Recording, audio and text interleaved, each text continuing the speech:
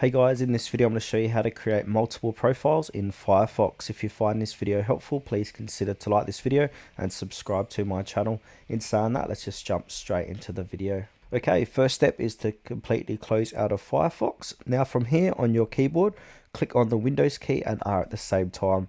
Now from here we need to type in firefox.exe profile manager and click OK. And now a little pop-up should appear, Firefox choose user profile. Now in this profile manager, we want to go ahead and click on create profile.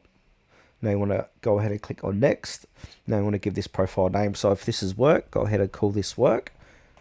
Now this is optional. You can choose a custom folder if you want to store the profile somewhere else too. So go ahead and choose a folder if you like to do so. Then from here, go ahead and click on finish.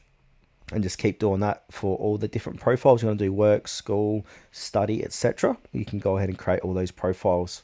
And now to use your profile, go ahead and click on open up the profile manager and select your new profile. So for example, I want to use work. I'm going to go ahead and double click work, and that's going to open up Firefox like so.